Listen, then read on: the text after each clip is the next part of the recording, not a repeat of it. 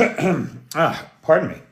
Well, good morning, good afternoon, good evening, whoever you are, wherever you are, whenever it is for you. For me, it is just past midnight. Hallelujah. Thank you, Jesus, that we are back on or off daylight savings time and back in sync with the rest of the world.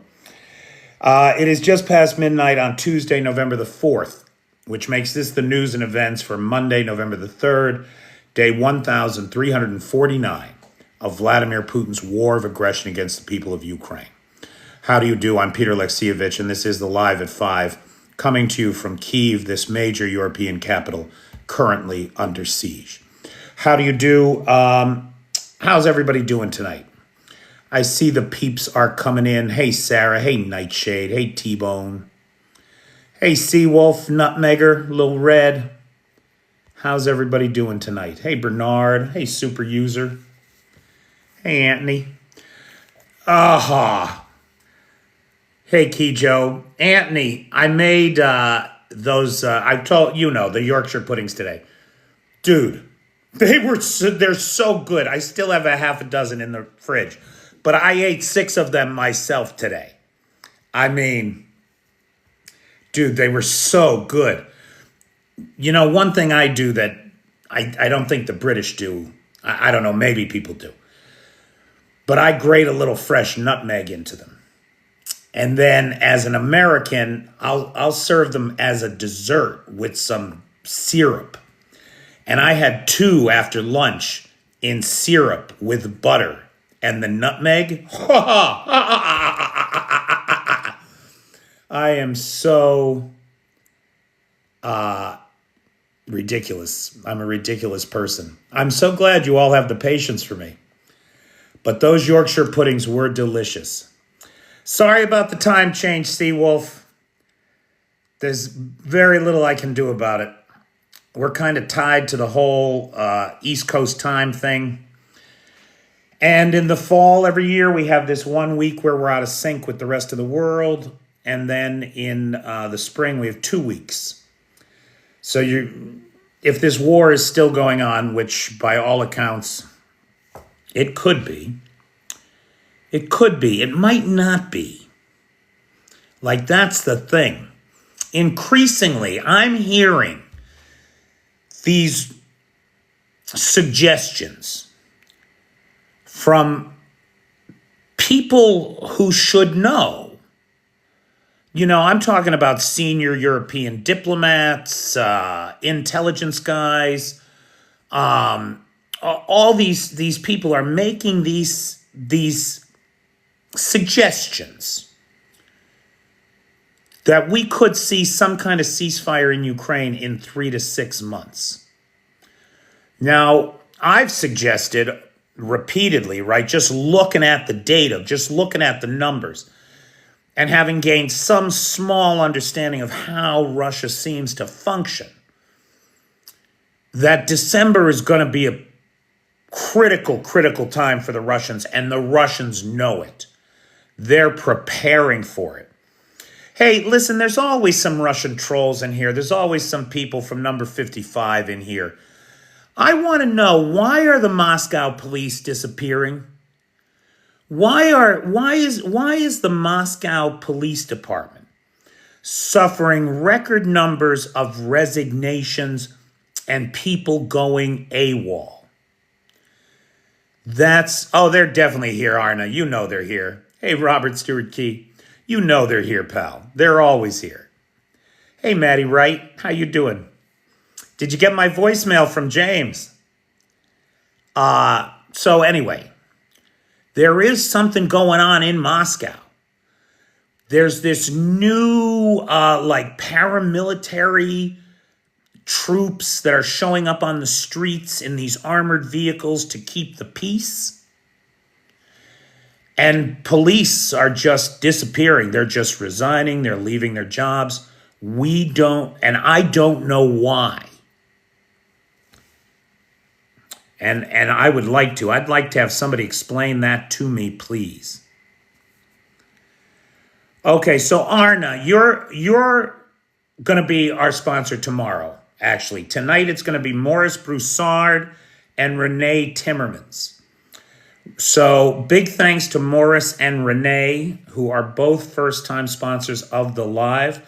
We got Arn on deck for tomorrow, and then I don't have any other live sponsors for the rest of the week. And I paid the rent today, so if anybody can help out with that, that would be great. Now, I have a couple things I want to start with. I cannot say this enough, obviously, because it's just me. It's just one voice crying out in the wilderness that this is a fact. While you have the mainstream media and the Russian propagandists with their digital microphones or megaphones, their digital megaphones, just spouting out into the world. Russian war machine moves forward. Russia taking ground every day. Russia, Ukraine just ever shrinking country. I mean, and it's nonsense. It's nonsense of the first order. And we have to address it.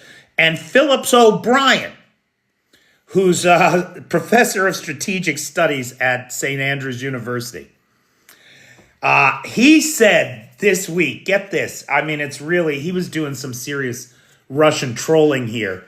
Now, there's a little bit of math involved. Try to follow the math. Hey, Alex.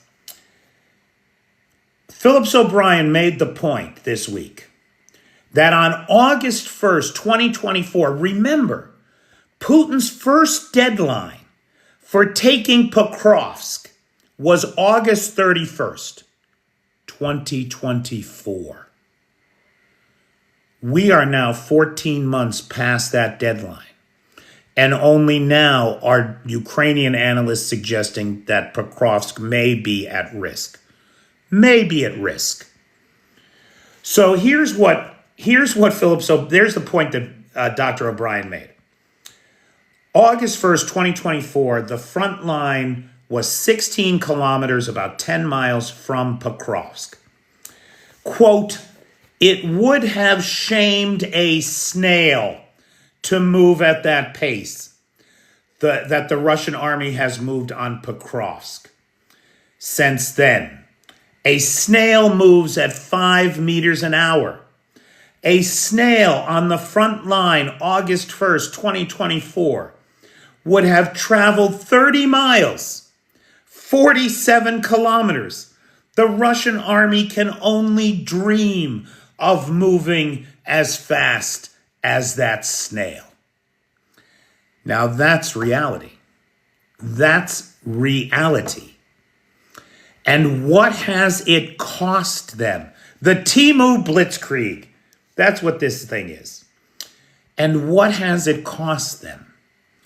In Pokrovsk alone, we believe that all up in the last 17 months, right? Or is it 17 or 19? February of 2024 was when Avdiivka fell. That was when the Russians began moving forward. So March to February is another 12 months. And then February, March, April, May, June, July, August, September, October is another. So 20 months. In 20 months, we believe that the Russians have lost all up KIA, WIA, POW, and MIA, 120,000 men in Pokrovsk alone. That's double the pre-war population of 60,000 that inhabited what was once the town of Pokrovsk. And I say what was once the town of Pokrovsk because Pokrovsk at this point is just a set of GPS coordinates. The town itself is devastated. You know, aside from a center where the Ukrainians managed to hold on to their logistics hubs and defensive fortifications. Now, Michael Daly made a comment on one of my posts today that the Russians have lost far more men in Ukraine than America lost in Vietnam in 20 years. No. Right. And he has a point, right? But he greatly underestimates the losses. since the beginning of this year, from January to August in Ukraine, and these numbers are verified by as disparate independent media as Al Jazeera and the Institute for the Study of War, the think tank in Washington, D.C. These two groups rarely agree on much, right? But they agree on this, that verifiable Russian killed in action in Ukraine in the 8-month period, January to August of 2025, was 86,744 Russians.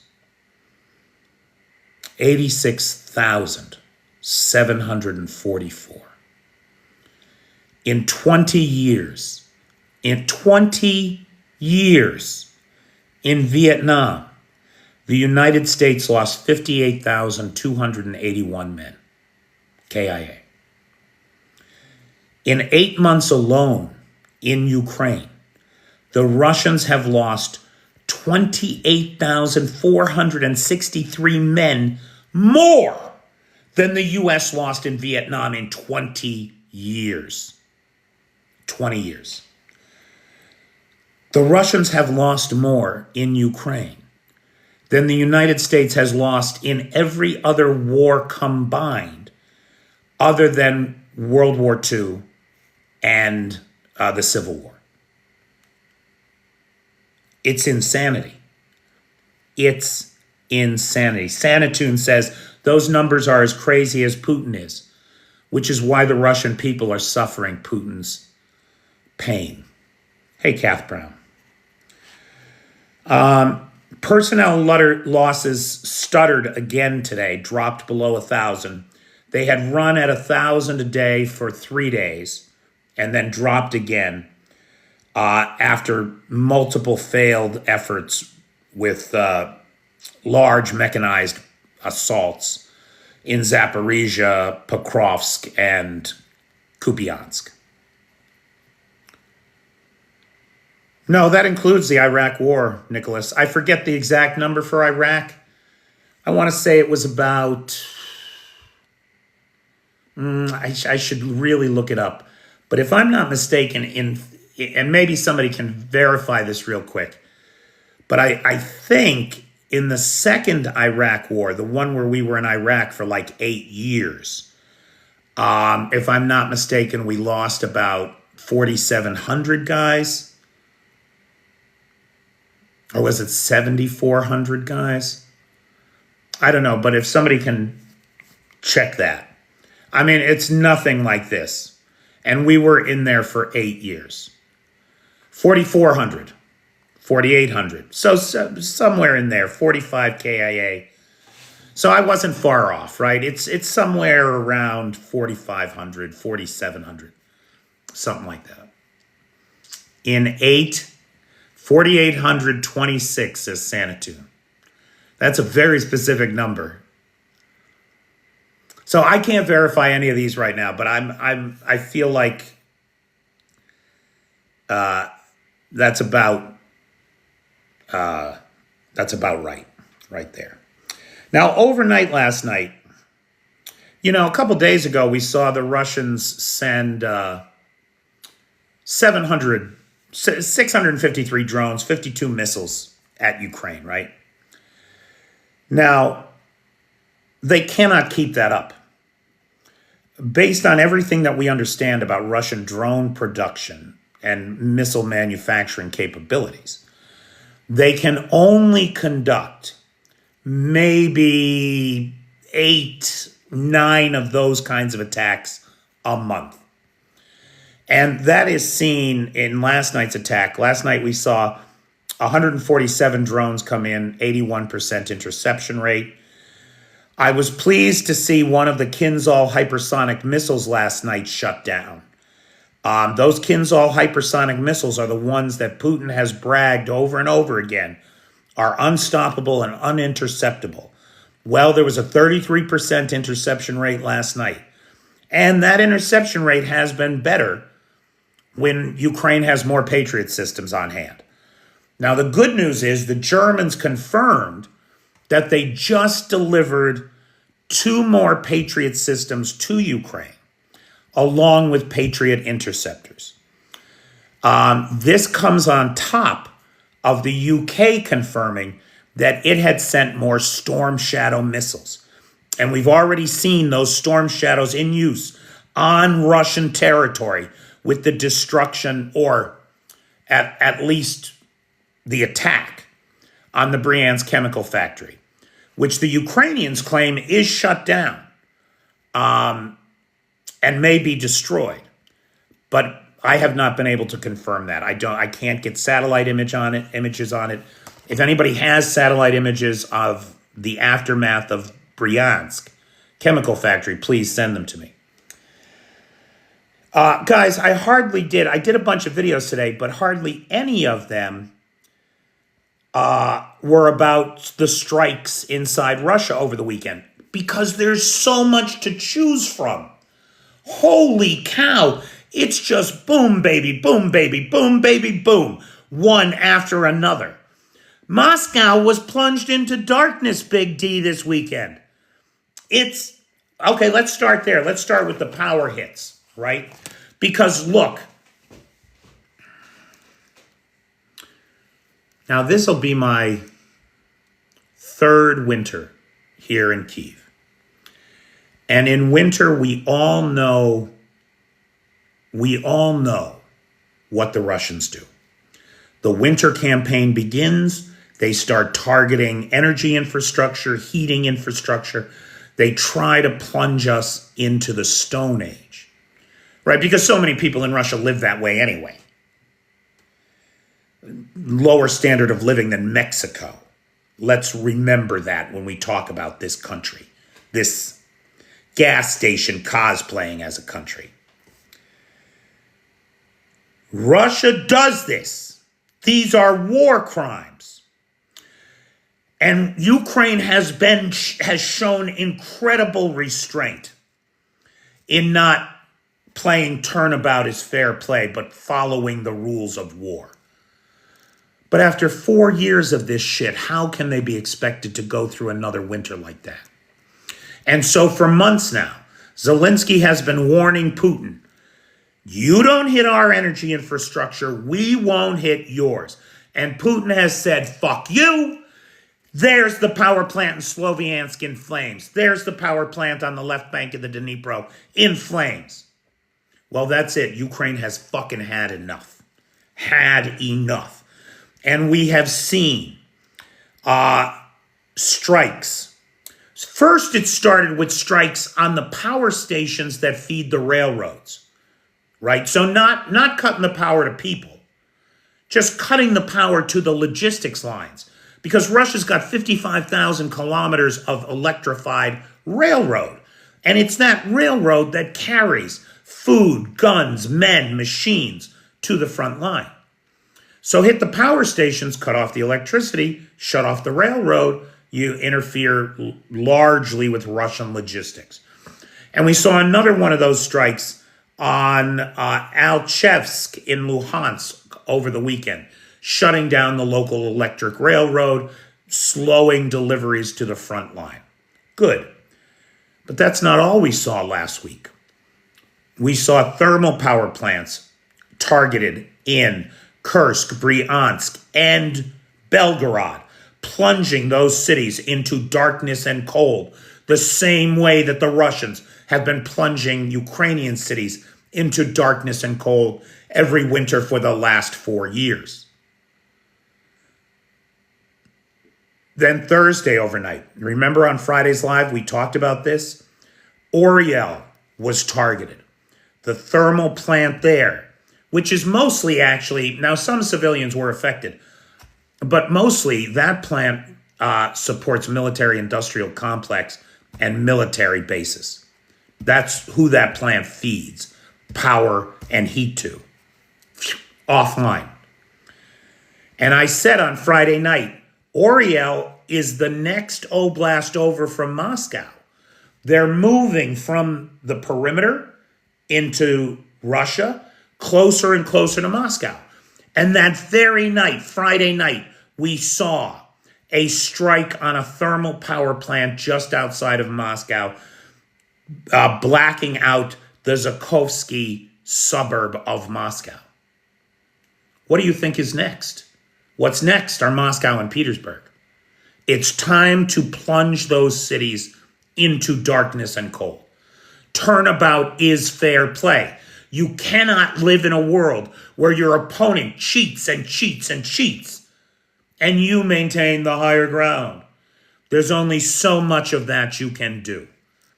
It is time to black out Moscow. Robert Magyar of Magyar's Birds, the most famous or infamous drone brigade in Ukraine, suggested that the blackouts are just the beginning as part of Ukraine's plan to mirror Russian tactics this year. It is Ukraine's plan to mirror Russian tactics this year. Did you see the Moscow disco lights? So, Seawolf, I don't think that was Moscow. What you were looking at there were streetlights in a park in Oriel. So close to, I forget the name of the military base. There's a military base right there. And we saw soldiers actually taking video of the lights in the park, trying to give your favorite epileptic a seizure. They were just boom, boom, boom, boom, boom, boom, boom.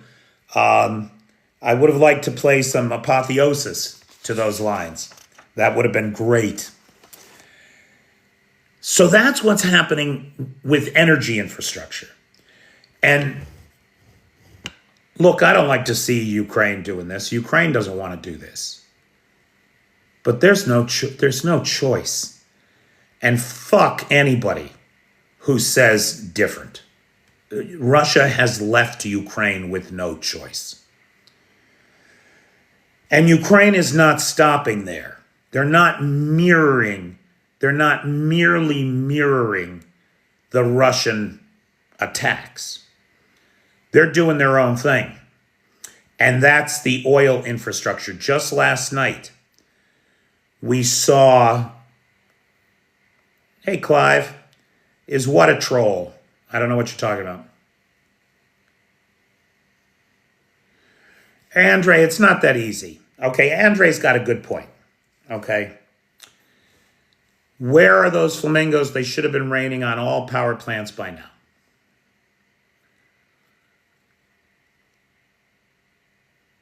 No, John, that's not a thing. Where are the flamingos? Now, we don't really know. To the best of, publicly, the information is that Ukraine is producing about 50 of these a month. We think when they made the announcement 2 months ago that they had them, they had 200. So that's maybe 250. There was one claim back then that they actually had 400. If that were true, then that would be probably between 400 and 500 that they have in total. Here's the problem. They are not, they're not stealthy in any way. They are easy to intercept. In the couple live fires, the combat missions we've seen these on, they have about a 30% target completion. That is to say that 1 in 3 of the missiles gets to the target. So to use them effectively, you need to first overwhelm the enemy air defense with swarms of drones. And then you need to send 3 for every 1 that you want to get to the target.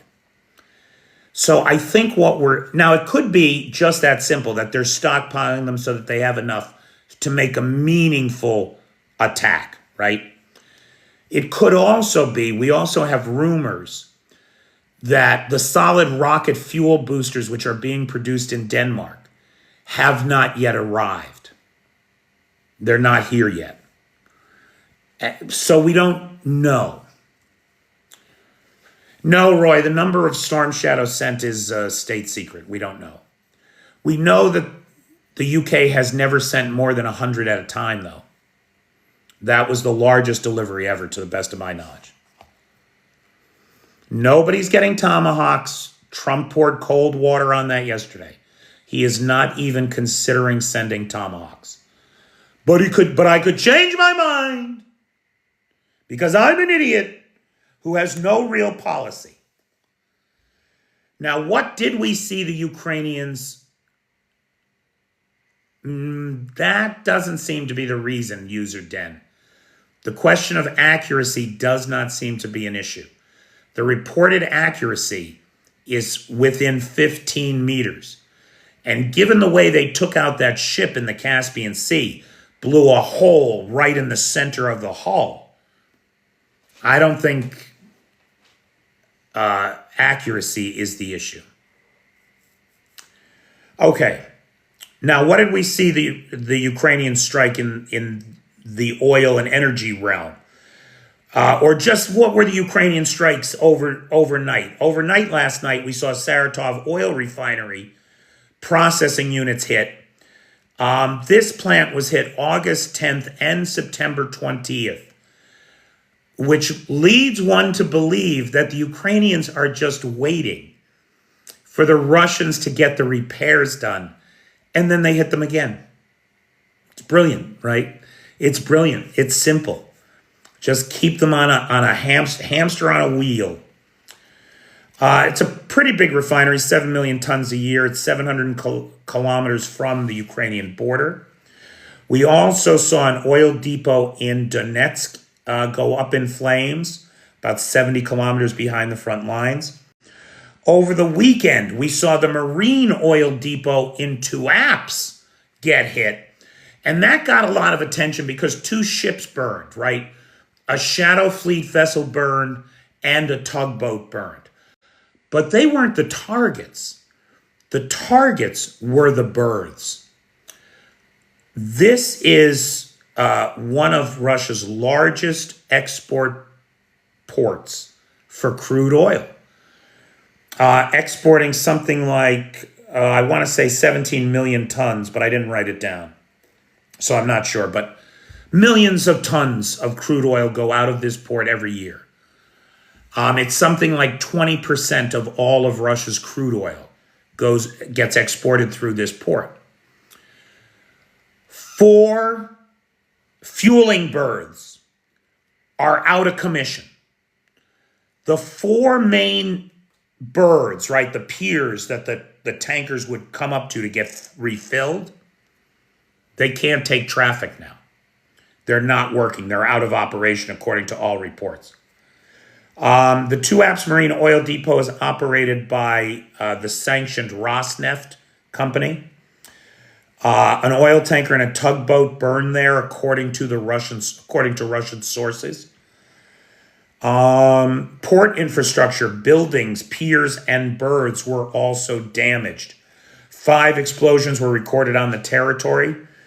There was some debate or some discussion if these might have been Neptune missiles. It doesn't look like it based on the damage assessments. It looks like it was drones. However, Ukraine did acknowledge that it was modified Neptune 2 long-range missiles that took out the Oriel thermal plant last Thursday night. So the Neptunes are getting used. Why? Because they have some. And they have a proven track record.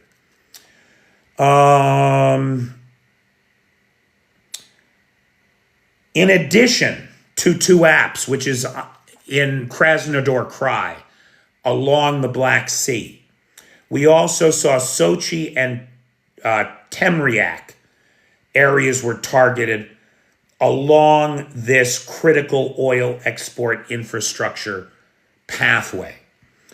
Direct hit to oil export revenues in regions once thought safe.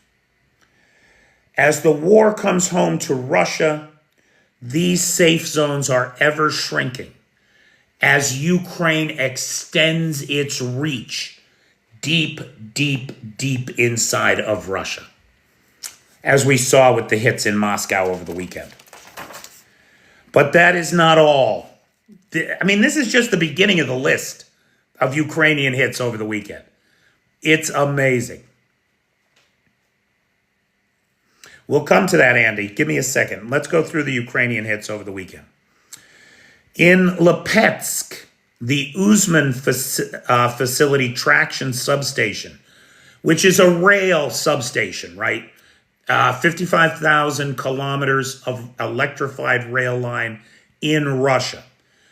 And so they have these power generating stations all along, just dedicated for the rail lines. When the Ukrainians hit these power substations, they are not affecting civilians.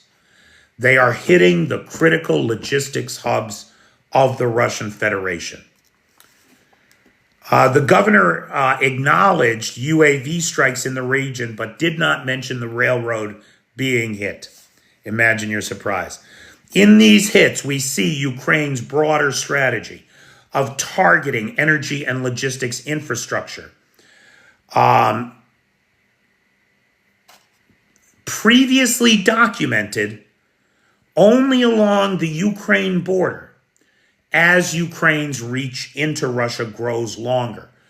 Up in Moscow, the 400-kilometer-long Ring Road Kostovsky pipeline around Moscow, which runs from refineries like Ryazan to pump. It's got 3 pipes on it, right? It's 3 pipes: aviation fuel, diesel fuel, and gasoline.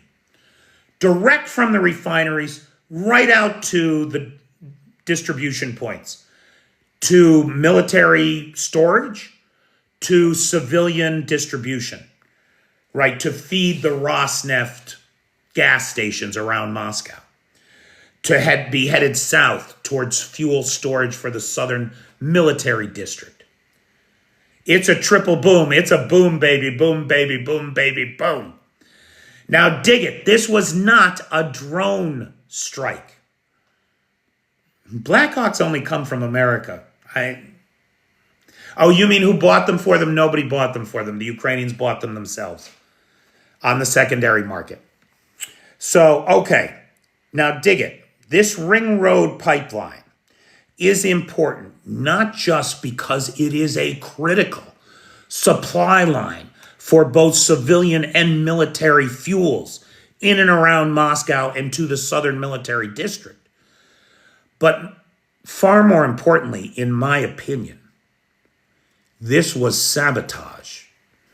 Agents of the main military intelligence directorate of Ukraine snuck their asses into Moscow, planted explosives on each of the lines, simultaneously blew them up, and did us the favor of recording it for our viewing pleasure later.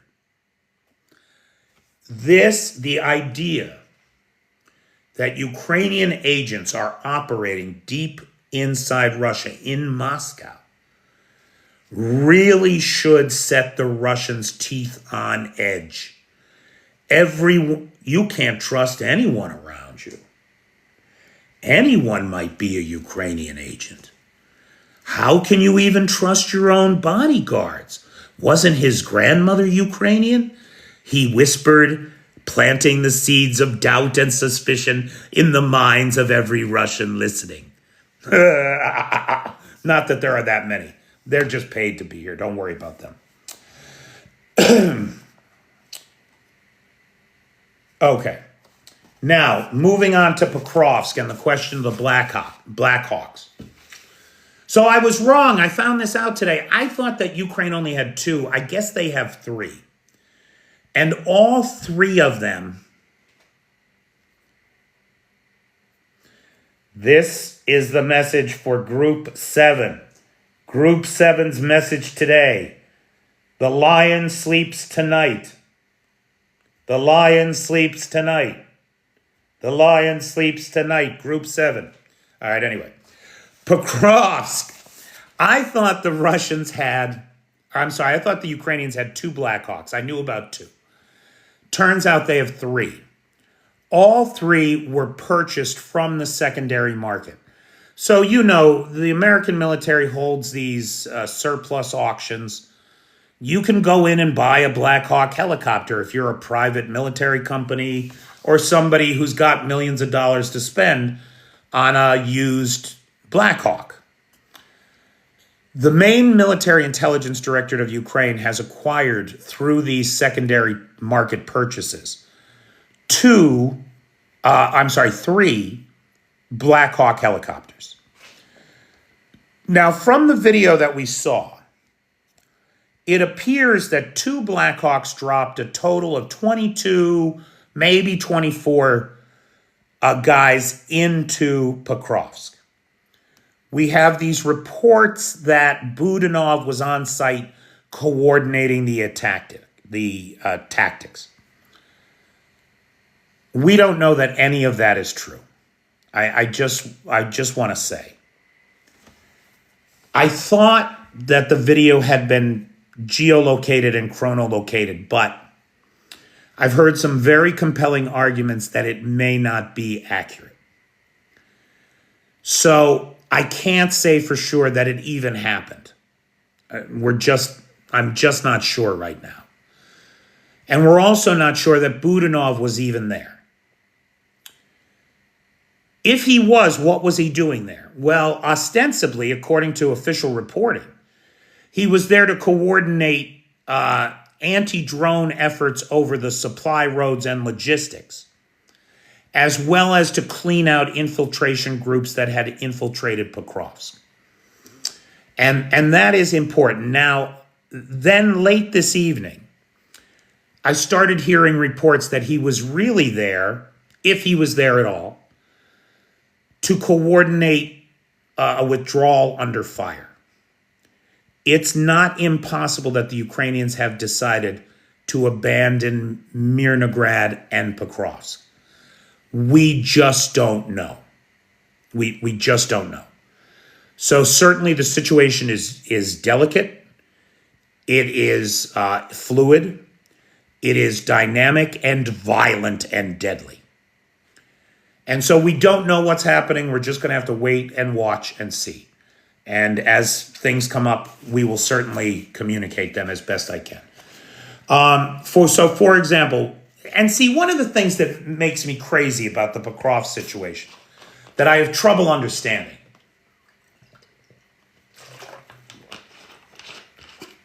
is if southwest of Pokrovsk, all these Russians are coming into the city, why on earth are the Ukrainians spending so much effort up in Dobropilla? Northeast of Pokrovsk, they're kicking ass. All 3 of the cauldrons that were created by the initial infiltration in Dobropilla and the subsequent Ukrainian response have now been cleared. It's something like 182 square. No, that was last week's number. It's a lot of territory. It's hundreds of square kilometers now free of the Russian scourge. So if they're managing to kick ass like that northeast of Pokrovsk, why is the southwest so difficult? And I think I understand finally. The front line there is porous. That is to say that every few hundred meters, every few hundred yards, you might have 2, 3, 4, 5 guys at a position. And then this dead space in between there, right? What the Russians have been doing is sneaking, literally crawling on all fours, under a thermal blanket, under the leaves, under the protection of night, through the forest for 15 kilometers to find a basement to hide in Pokrovsk, like rats or snakes on their bellies, moving through the woods.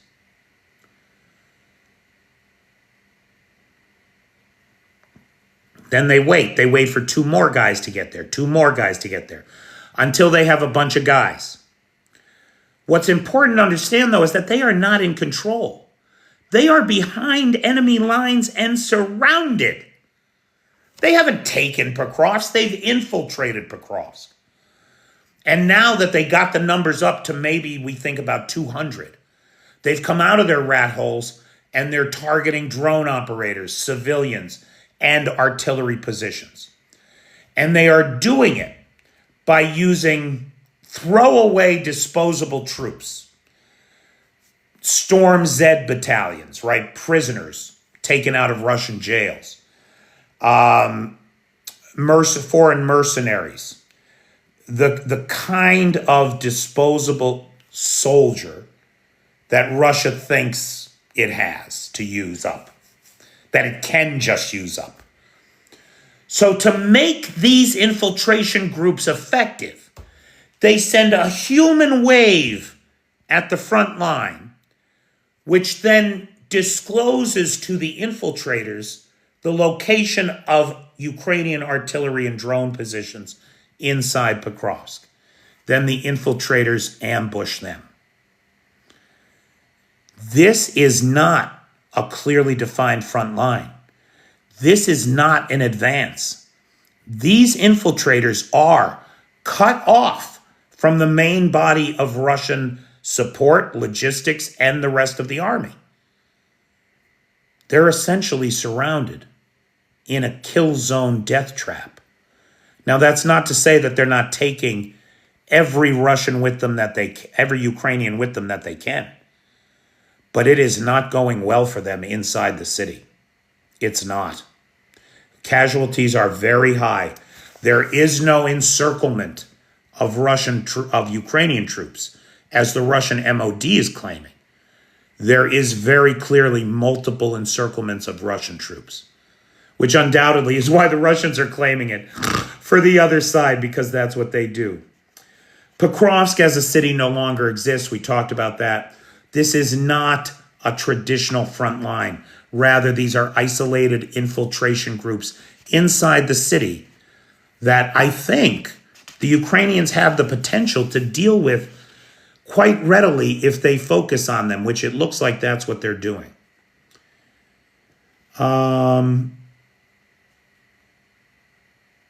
So we really don't know about the Blackhawks. I thought initially, some people I really like and trust, and who might be right, had geolocated and chronolocated those Blackhawks to Pokrovsk this weekend. But then I did hear some very compelling arguments against those geolocations. So I'm not sure. In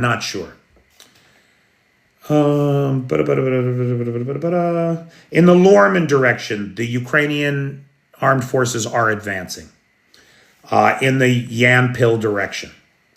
Near Kupiansk, a unit of African mercenaries was eliminated. The need for men is getting desperate, and we see it in these foreign conscripts that the Russians have brought in, and in their tactics now of forcibly recruiting Ukrainians in the temporarily occupied territories. Now, who they're going to get is beyond me. I mean, they're looking to draft 50 to 100,000 Ukrainians inside the temporarily occupied territories to fight the war against other Ukrainians, which is not only illegal under international law, the forced conscription of indigenous peoples to fight against their own people in an occupied territory, right? That's illegal. But who are they going to enlist? 90,000 young to middle-aged men enlisted in the DPR and the LPR, the Donetsk People's Republic Army and the Luhansk People's Republic Army. They're all gone. They've all been replaced by their sons. Where are you going to get another 50,000 to 100,000 guys in the temporarily occupied territories? It does not make sense to me. But we'll see. Okay, So, ladies and gentlemen, I want to thank Renee and Morris, who are the sponsors of tonight's live. If you see those guys around, I don't know their TikTok names. If you're here and you want to let us know who you are, let us know. But please thank Renee and Morris Boussard, Renee Timmermans, who are the sponsors of tonight's live. And if anybody can sponsor a live, Wednesday, Thursday, and Friday of this week are available. And I did just pay the rent today, so it would be very, very helpful right now. Thank you. Big thanks to Lars, who has the Discord server, Nightshade, who has the Peter's Peeps group on the Book of Faces, and of course the moderators, best moderator team on the Tickety Talk, Maddie, Feisty, Pete, Jay, and Travis. Thank you guys. Seawolf, did I tell you I made Yorkshire puddings today, and I seasoned my Yorkshires with fresh ground nutmeg? They were delectable, pal. Okay, Russia's winning.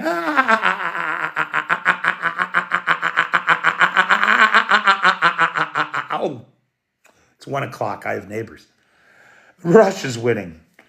Let me tell you something. If America had gone into Iraq and 4 years later had 1 million casualties, did not control 20% of the country, no one would say America was winning. Exactly, Renvox. All that Russia's doing is whining. Why does Ukraine fight back so much? Ugh. Russia's winning a mouthful of ashes. That's what they're winning. What's his name? The guy in charge of Russia. What's his name? You know who I mean, the bald guy. Anyway, him. He's going to be remembered as the Tsar of Ashes. That's what he's going to be remembered as, the guy who did what Napoleon and Hitler couldn't do, and that was destroy Russia. That's how he's going to be remembered. I don't even have to say his name because nobody's going to remember it. They're going to call him the Tsar of Ashes.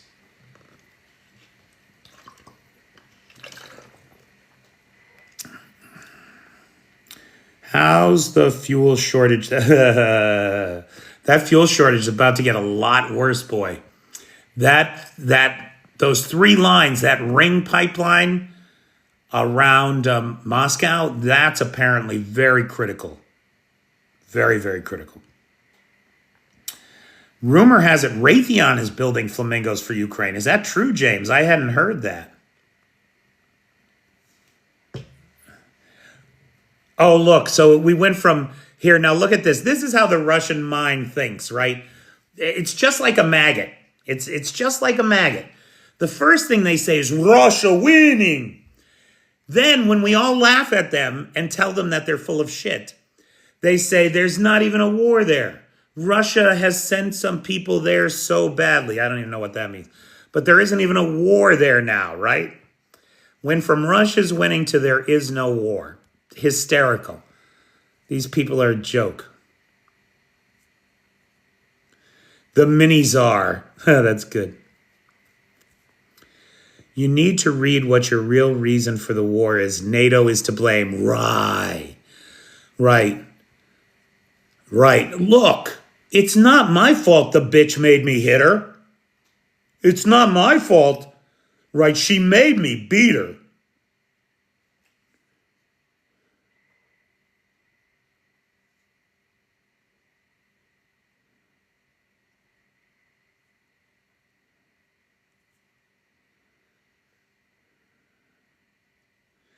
So, Ivan, that's a great question, and I'm uncertain as to the implications. I've also been unable to determine the alternate routes, right? Systems like this generally are not built without redundancies.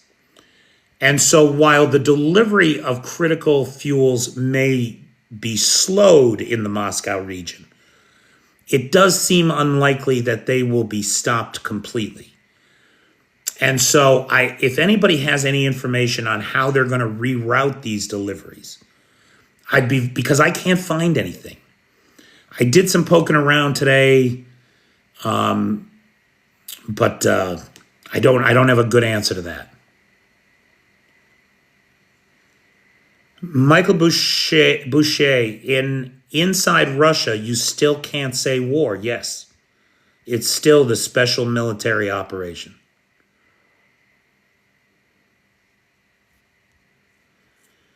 In Zaporizhia, Weibo, if you're asking about, in the Kyiv direction, there was a large armored assault. It was 30 vehicles. I want to say it was 18 APCs, 6 tanks, and some others, a couple of MRAPs. They approached Kyiv through a minefield, counting on the mine clearer to demine. But something went wrong, and there were no survivors, is my understanding of what happened in Zaporizhia. Why has the troll got a Norwegian flag? Sarge, because they pretend to be real people. That's why somebody in Norway dies, their account gets left unmanaged, the trolls break into it, and then they pretend to be those people.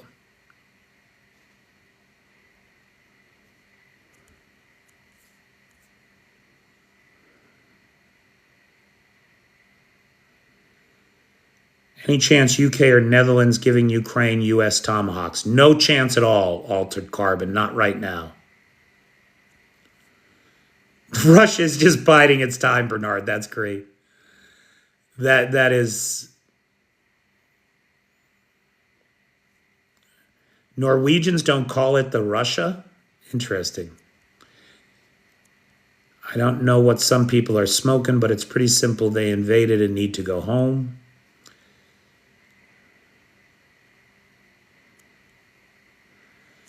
I've heard police in Russia are busy confiscating TV antennas. Could be. The people of Russia must know there is a war on, or are they afraid? The people of Russia exist in a series of cognitive dissonances where they must believe two different things to be true at the same time always. So they must believe that they will win the existential war in Ukraine because their future depends on it. And then they must also believe that there is no war in Ukraine. It's just the government protecting our interests with a special military operation. I can't imagine what it's like to be a Russian. Porcupine tanks are funny. Guard, you are definitely not a troll.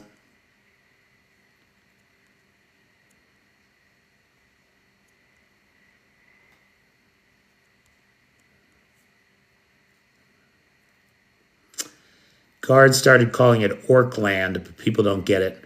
Because we call it Mordor, Guard. We call it Mordor, where the orcs come from.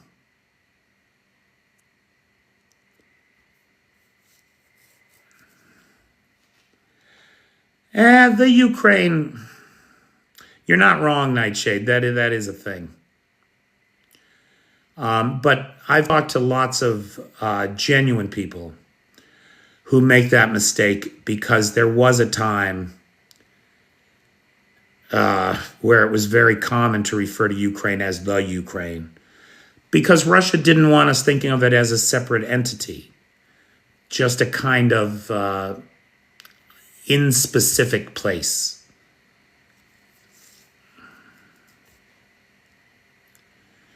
Oh, I think you're right, Pete. I think you're right. I think when Putin is gone, Russia will descend into an orgy of violence, the likes of which we have not seen in a long time.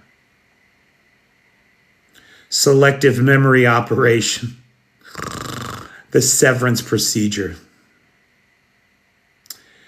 Smokey, I wouldn't put anything past the Russians. The only thing stopping them, I think, is the jet stream. They know which way the wind blows, pal. They know where that fallout's going to land. I've never been in the military, Mr. Nice Guy. I don't have any military experience. I don't have any military knowledge. I'm just a news aggregator. I just take the stories from the broader press and synthesize them. Opinions on Pokrovsk and the status there are not mine. They are a synthesis of understanding from people like Major General Chip Chapman, the ISW daily briefings and updates on the war in Ukraine, people like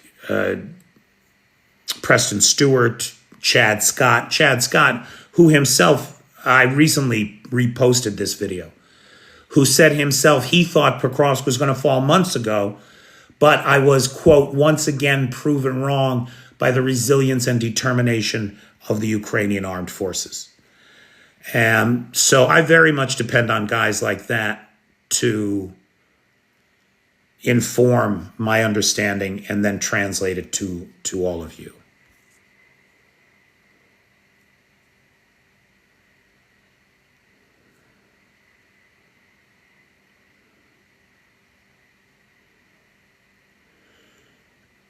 Russia has only ever dropped nukes on its own people. Now, this is true, right? Like, this is not Western propaganda. You can read about the early Russian nuclear tests. They intentionally left citizens of the country in their homes so that they could determine the real effects of their nuclear weapons on a civilian population. That's a fact, Jack. You can look that shit up. Oh, we'll all be making popcorn for Swan Lake soon.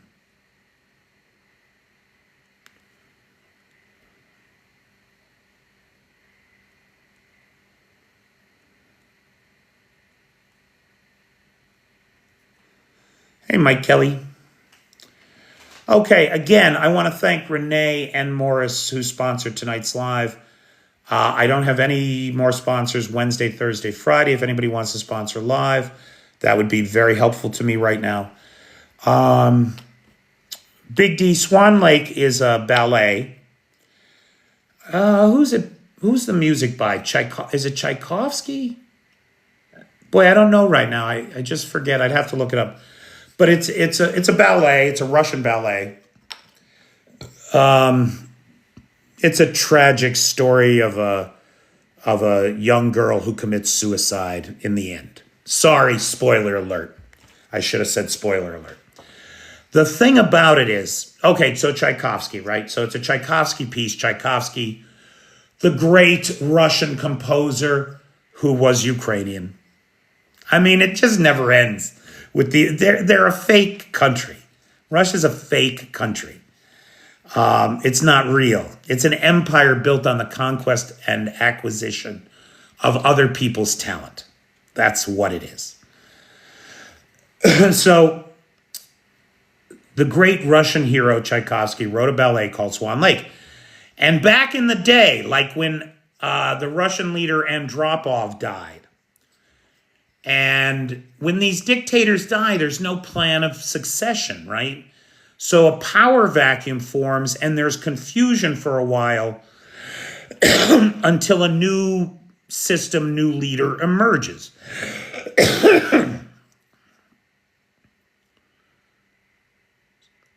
And what Russian state media would do, because they didn't know what to say, is they would play Swan Lake for hours and hours and hours on the TV. Just play it over and over and over again until such time as the Kremlin got itself sorted out and there was a plan of action. And they could put the new head of the Politburo on the TV. So there is a long tradition inside of Russia of playing Swan Lake during times of crisis, when the official Kremlin media machine doesn't yet know what to say. It's been 148 years from the release. Make sure there's a spoiler alert next time. See you, Kath.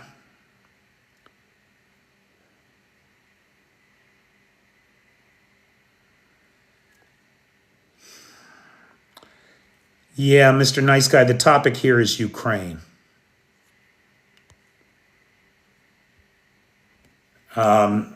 However, I do happen to know that in the case of the Dalai Lama and Tibet, these people have this belief in reincarnation. And so when the Dalai Lama dies, he gets identified in his reincarnated form a few years later as a young child, 5 or 6 years old, who then is raised to be the Dalai Lama. This is also true of the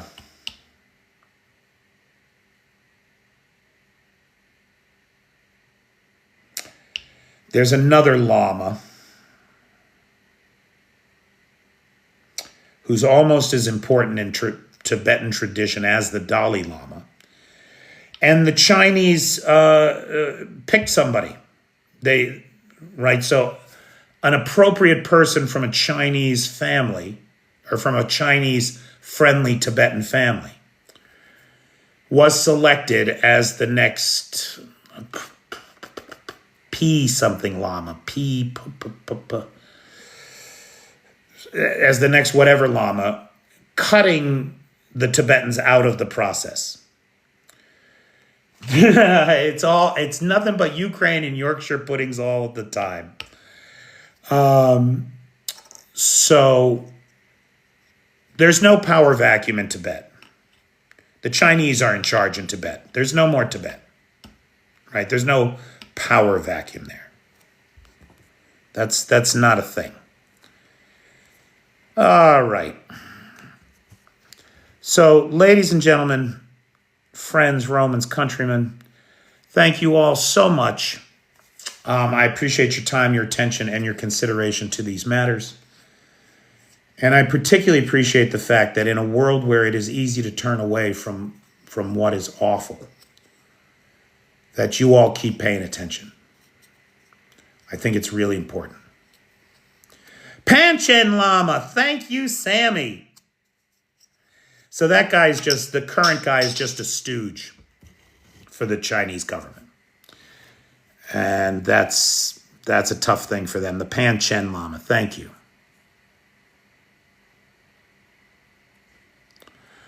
Okay. Oh, I hate this stupid puzzle that comes up at the end here. I can't do anything else until I get the puzzle right. Oh, come on. Ugh. All right. So thanks, Sammy. That's what I was looking for. Panchen Lama. Thanks, Roy Daniels. Thanks, Suzanne. Oh, everybody was all over this, huh? Nice.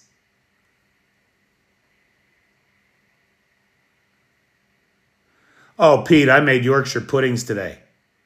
Dude, they were so freaking great. Can I put a picture up here? I don't know how to do that. I mean, it shouldn't be hard, right? I see other people with pictures behind them. That says AI wallpaper.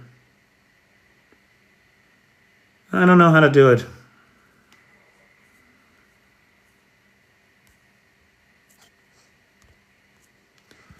So if I could post a picture of my Yorkshire puddings, I would.